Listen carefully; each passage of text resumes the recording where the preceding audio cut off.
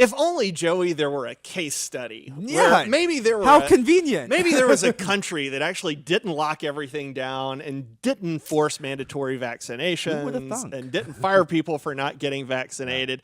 Joey, is there maybe a country like that? Yeah, I would say there's a country named Sweden. Sweden! That's like that. The Swedes. Yes.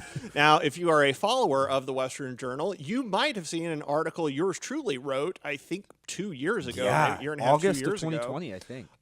So almost 2 years ago, about, and actually Joey's the one who remembered it, not me. I'm very smart. About Sweden and their response to the virus and how I was suggesting that maybe they had gotten it right. Well, it turns out they probably did. The Daily Mail's got an excellent piece from, it was published over this last week. And the title's How Sweden's COVID Gamble Paid Off. Scandinavian nation has suffered fewer deaths in pandemic than majority of Europe, despite defying scientific advice for refusing to impose strict lockdowns. Now, this is super interesting. If you look at what happened in Sweden, I'm just going to lift out a little bit of this from the Daily Mail's piece. This is by Emily Craig. Out of the 194 countries that the WHO looked at, Sweden ranked 101st with a death rate of 56 people per 100,000 people, well below the average of 90. For comparison, the UK logged 109 deaths per 100,000, while Spain logged 111, Germany 116. So Sweden was half or less than half had less than half the deaths of those countries, and Sweden did not lock itself down. So you did have some economic contraction because, of course, trade was interrupted. China shut down, the U.S. shut down, a lot of other countries shut down too. But it wasn't nearly as disruptive. Yes, we have the graph. Awesome. I didn't know if we were going to have the graph. Well done, Russ. So you look at that excess deaths associated with COVID.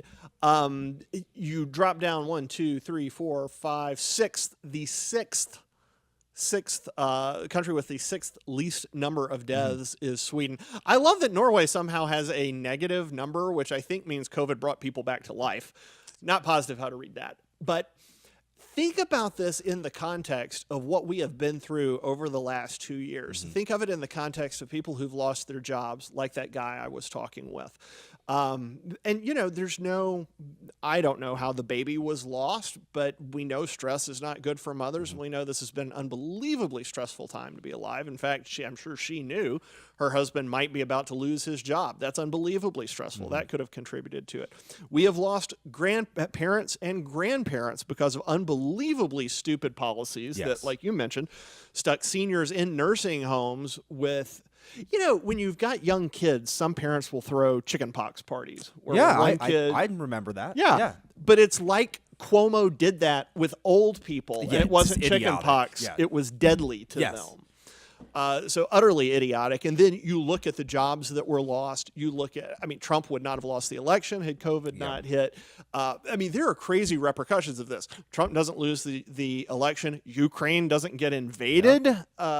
It's just unbelievable how much damage the intelligentsia, the chattering class, the elites did to the United States and the rest of the world through this. And Joey, based on what they're saying about Sweden, we didn't have to. Yeah, and it's interesting if you look at U.S. states, because each state was so different in the way that it handled COVID. Like in Arizona, we've been pretty normal now for a long time. But if you compare New York and Florida, they have about the same population. Yeah. But if you look at their death rates, Florida is significantly less than New York.